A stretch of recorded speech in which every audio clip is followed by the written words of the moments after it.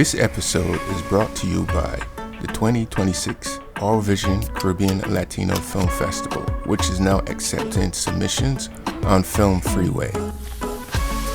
About himself, Barbados, and why Barbados is the destination for everyone in the world. Welcome to the show. Thanks, Charles. Well, I don't like to talk about myself too much, but my career was one of being in the broadcast industry literally all of my life.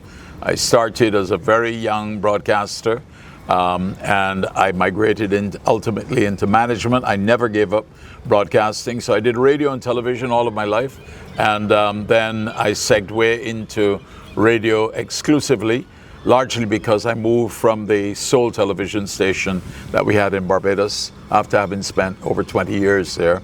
And I took over the leadership of a privately owned company, and I grew that into the largest media, electronic media house in Barbados. And then for 26 years, I was the regional CEO for One Caribbean Media's products. We had, when I say products, I mean radio stations, radio and TV stations basically in 7 countries where we had a footprint: Barbados, Trinidad, St. Lucia, Grenada, and so on. So I left the group in 2013 and took a little break after all these years of just working and slogging away. And then I opened up my own media house in 2016, Capital Media HD, where you can check us out on an app. We have studios in London, in Orlando, and in Trinidad and Tobago, and of course we're headquartered in Barbados, and we're the only HD station in the Eastern Caribbean. So we are unique, we're different, we do a lot of things a lot differently to the regular guys and so on. So that's enough on me, and my background. That's incredible, man. That's really incredible. That's a tremendous resume. So how did you into become the ambassador? Well, that's an interesting question. I've never, well, let me start by saying I have only ever applied for one job in my entire life. One. And that was my very first job. For 20 years, I was the elected president of the Caribbean Broadcasting Union, which is the umbrella agency for all the radio and TV stations in the English Caribbean, the Dutch Caribbean. The French were in for a while, but they're no longer part of it, and Cuba. And so that umbrella organization, it's sort of the association, but it's a vibrant organization with a secretariat and so on. And I was elected every year unopposed for 20 years until I gave it up. So working all of your life in radio and television, but also now dealing with on the regulatory and the advocacy side and representing the interests of broadcasters and being part of what is called the Committee of Experts at the World Intellectual Property Organization in Geneva, WIPO, or as they put it in French, OMPI. That gave me, an insight into diplomacy, because you constantly within the Caribbean had to be negotiating with governments about particular issues and so on, representing the interests of broadcasters, that kind of stuff and so on, forming alliances across the world.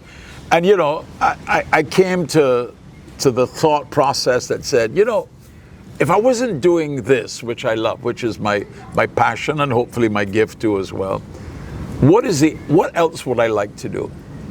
And the only other thing that I would like to have done would have been to be a representative for my country in the diplomatic field, if asked. Now remember, I said I never applied for any job other than my very first job. So obviously I was asked. Somebody thought I was worthy to become an ambassador, and when I got the call, how could I possibly say no to an opportunity like that? But more importantly, how could I say no to Mia Amor Motley, the legendary Barbadian Prime Minister, who is known, loved, and respected across the world? And if Mia Motley asked me to do something for country, there was no way that I could have said no. So here I am, So I've got to live now in another generation now I'm living now the other life that I thought, yeah, I wish I had a chance to do that. And it came, So fortuitous, luck, a whole heap of things, I'm sure, went into it. But I hope I will try to represent country and my leader as best that I can, as I can. And that's powerful. So now you're in the position, right? Yeah. What was the experience? What was like the experience? What first time you get into the job? Were you prepared for it? What was that like walking in to become an ambassador? Well, can you share that experience? Yeah, you go through a period of training, lots of meetings. So there's some intense training, where you're and you're still look. There's some things you will learn sitting in a kind of a formal setting, and there are other things that you're going to learn on the fly and on the job. And then there are other things that you will have to deal with that your experience and what we call your common sense should lead you to know, look, this is not the right way to go, or So it's a combination of your life experiences, your skills, your intuitiveness, but yes, your training. So there was formal training, and then on arrival here, I met a small but very efficient team of diplomats who work for the Barbados embassy here in Washington. And I have to say, these people are skilled.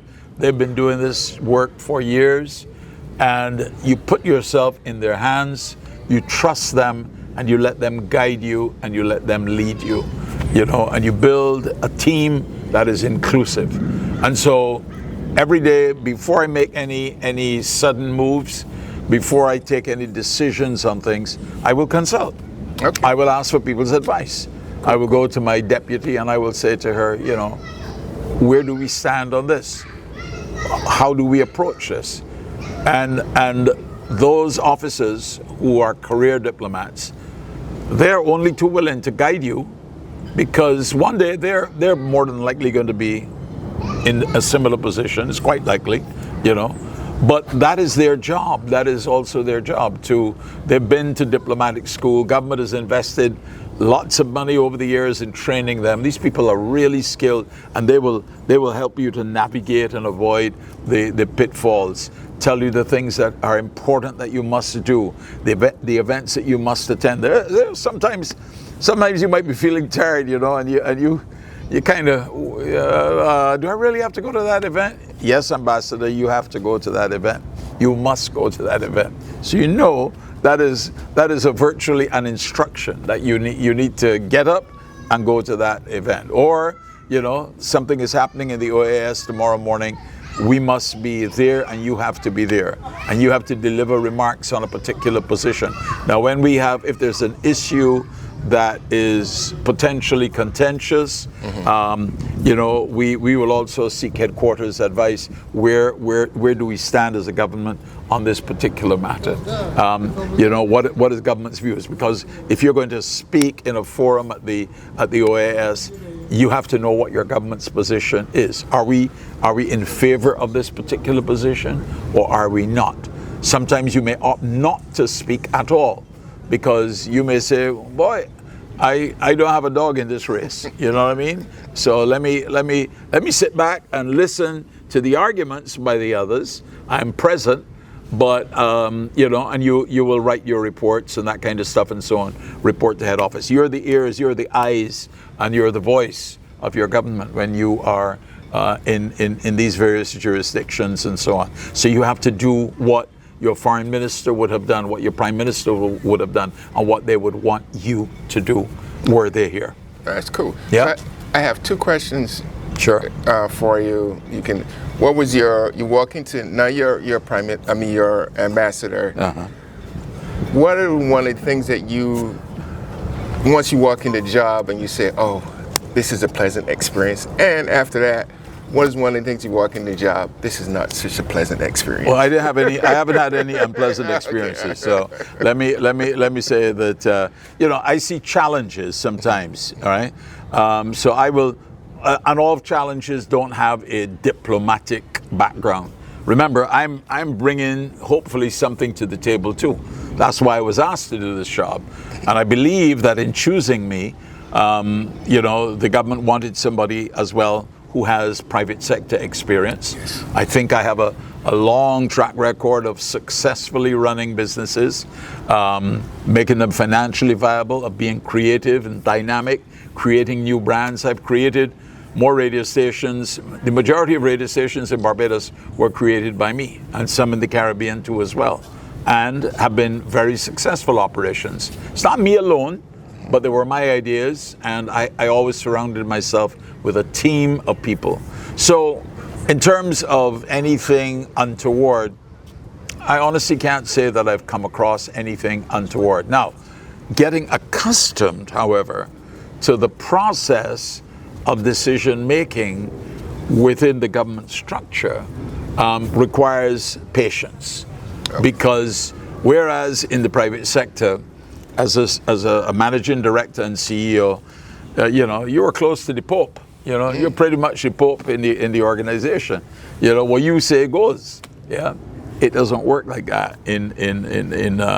Everything has to be structured, but spending has to be. Now in the private sector, you budget, but the budgeting is a little bit more dynamic than it is, say in the government thing. So there are different departments who will come into play. So that even if your ministry or you and the mission want to do certain things, it may not even be within the purview of your ministry.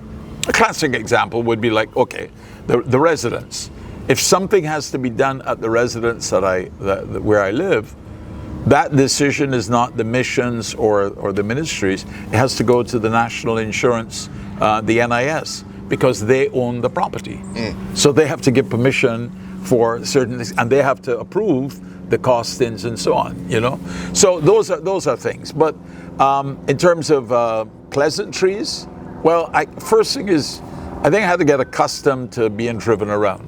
The idea that you're sitting in the back seat while somebody's taking you, and I love to drive. So I'm a driver. I love to be in control of a vehicle.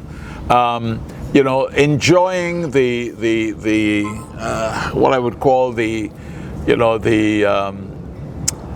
perks of the job.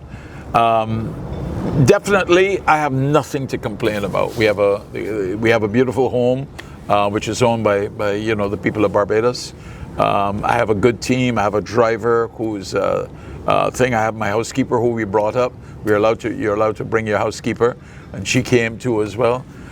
So it's a very pleasant experience. If I had to choose something that probably is not a negative, but it required a little adjustment for me, it will be having to wear jackets again. Because when I left the corporate world and I created my company's legal name, the registered name is Short Pants Media, and there's a reason for that. We wore short pants to work, yes. Right? Because we live in the Caribbean, it's hot, and so I said, finally I can make whatever decision I want. When you're the managing director of the largest media company in the Caribbean, the radio and some parts of the television, you have a lot of freedom and authority, but you can't just arbitrarily decide.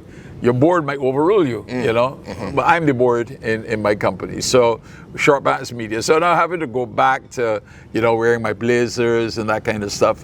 But you know what? The weather also here requires it. So it wasn't a big ask. So I can't point to anything that is negative. I think what my wife probably enjoys most is the fact that, she can just go online and Amazon, and same day sometimes or next day it's at your doorstep. You just hear the doorbell ring and you look outside and there's 6 boxes out there, and I think when we go back home, whenever that is, that's going to be an adjustment that somebody has to make, because you do get accustomed, and it really is a fantastic facility. 2 weeks ago I had at home I have a state-of-the-art gym. And I wanted to, we have a beautiful basement and we have an area for a gym, and it had one or two pieces that my predecessor left. So I bought a few items to add to it. But one of the things I bought was a bench that is adjustable so that you can use the free weights and so on. And my wife and I started trying to put it together ourselves. Then I realized I needed some tools. So I went to the hardware store to buy, it needed a wrench, and it didn't come with a wrench. So I went to the hardware store and picked up a wrench set. I looked at the price, and then my wife said, why don't we check Amazon though and see what's the price? When I checked the price on Amazon, it was lower than at the hardware store. So I put it back, and and the set came the next day from Amazon. I think that is something that a facility that probably Americans and people who live here probably take for granted. But I tell you, that is such a wonderful facility. And the fact that you can send it back if you don't like it, that's a big plus. This episode is brought to you by the 2026 All Vision Caribbean Latino Film Festival, which is now accepting submissions on Film Freeway. Cool people, apparently. Cool people. So, tell us what brings you out here today. Well, I have to say that you have out here in Southern California a very vibrant Barbados association. And I came out here last year for an independence event that was staged by Gregory Chase and his association. And I was completely blown away by the camaraderie, the commitment, the dedication, the hard work, and the organizational skills that I saw within this organization. A lot of organizations don't always work. There are people who come when it's time to take that curtain bow and listen to the applause. But when the work has to be put in, the slogging and so on, you don't always get everybody on board. I was really struck by the fact that this was an association that worked.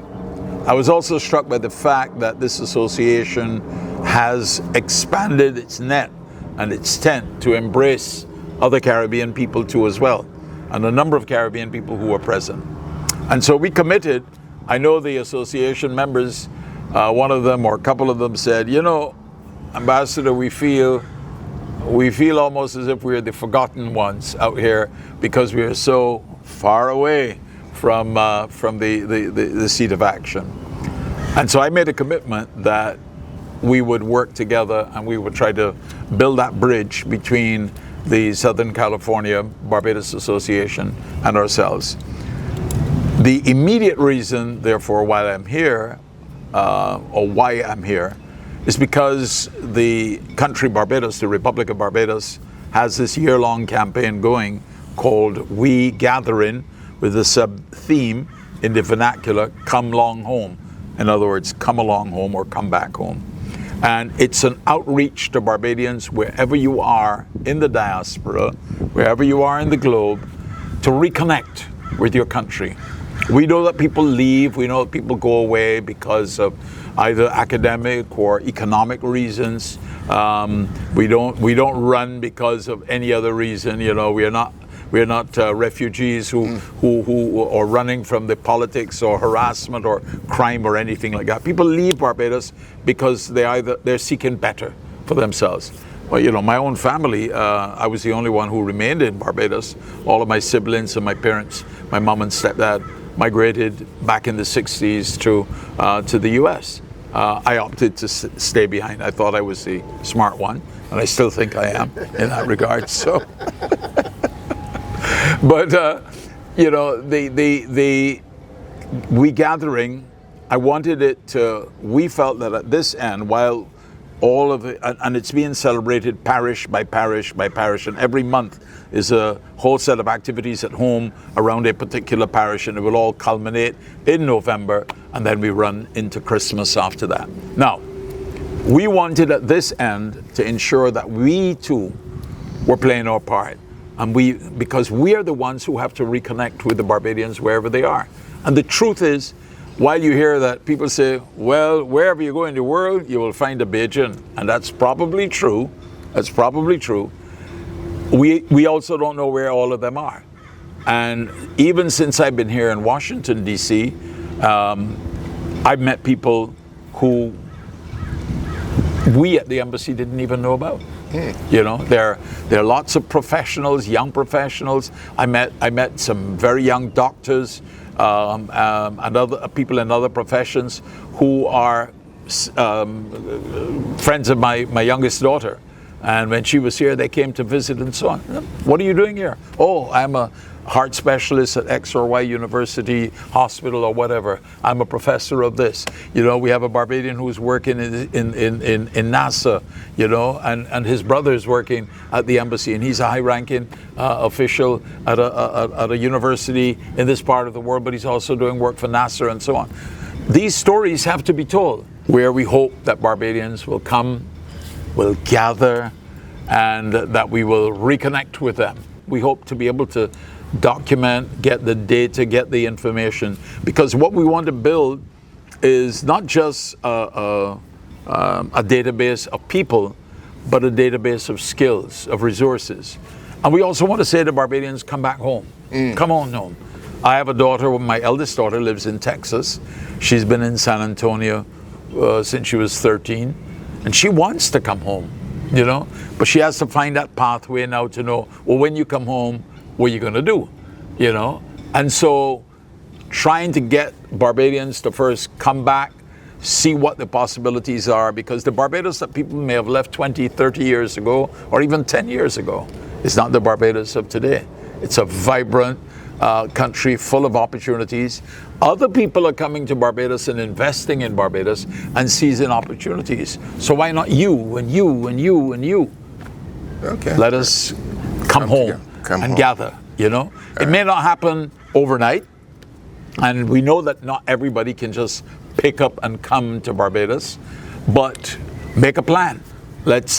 So we are presenting the information here as best we can to show Barbadians who are here in this part of the world some of what is happening in Barbados, and to encourage them and to be that conduit to assist them in any decisions that they make in terms of coming home. I hope that answers your question. Yeah, Ambassador. So I want to give you, present an award that so you can give to the Prime Minister. I am the founder of Our Vision Caribbean Latino Film Festival. And this is our second year here in California. And we get films from all over the world.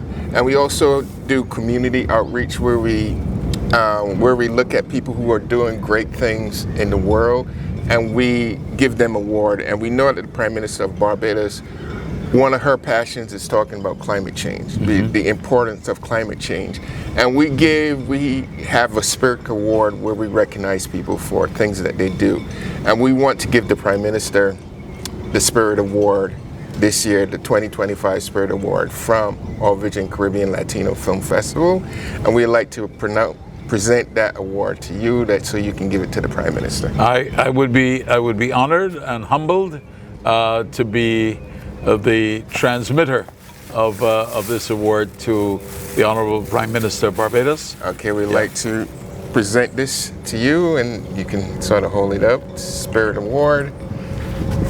Okay, Ambassador, thank you for coming on our Vibrant Voices. We look forward to hearing great things from you, and we look forward to visit the absolute beautiful country of Barbados. And anyone, before we leave, you want to give a quick story about Barbados, why people should get on the plane and come to Barbados? All right. Well, don't get me started, because we might be here for another half hour. But, you know, look, every country in the Caribbean has its beauty. Every country in the Caribbean has its appeal. There's something about every one of them. The Caribbean is the most traveled area for tourism in the entire world in terms of leisure tourism. We are the place on the planet where people come to. First and foremost, we are safe. The Caribbean is a zone of peace. We've never had any wars in the Caribbean. Well, not since the colonizers came and took over, but we're not going to go into the political side of things today. So Barbados is the most easterly of all the Caribbean countries. It is an extremely well-developed country. We have all of the infrastructure that you need, and it's a beautiful country. What makes Barbados unique in the Caribbean? there are several things from my perspective. I mentioned one, safety. I've never, other than when the rain falls, I've never closed the windows in my house. There's no need for me to close the windows in my house. It's a safe place. I've lived in a community for 26 years. Never had an incident. So it's a safe country. And that's important. When you invite people to your country, you have to feel a sense of safety. A friend of mine called me this morning in distress. He was in a European country. I won't say which one it is, but he lost about $70,000 worth of valuables. He said he put his bag down in the train station. He said it was a matter of seconds. He looked away and the bag was gone with his Rolex and all of his other valuables and so on. Okay, so we are a safe country. Why do people come to Barbados? Well, yeah, there's the sea and the sun. We have the most beautiful turquoise waters and the most magnificent white sandy beaches. And all of our beaches are public. We do not have private beaches anywhere in Barbados. So that's a big point, right? So you mix and you mingle with the visitors.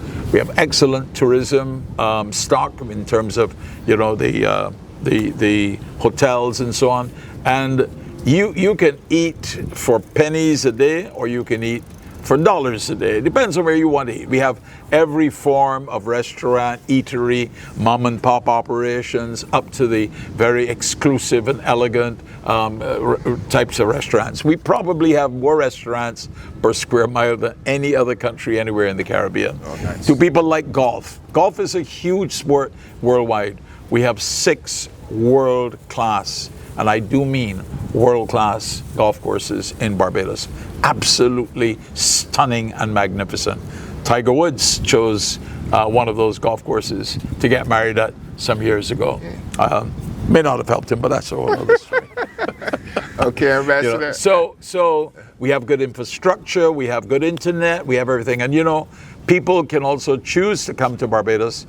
Prime Minister Motley introduced something called the welcome stamp back in the COVID era. I have friends from Canada, Australia, and another European country who came under that program, and they're still in Barbados.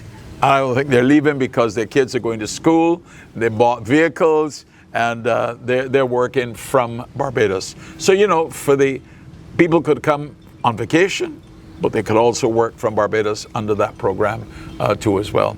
It has everything that you could possibly want, and then some. And the last point I would make is that we have something that is unique to Barbados in that we have the heritage tourism.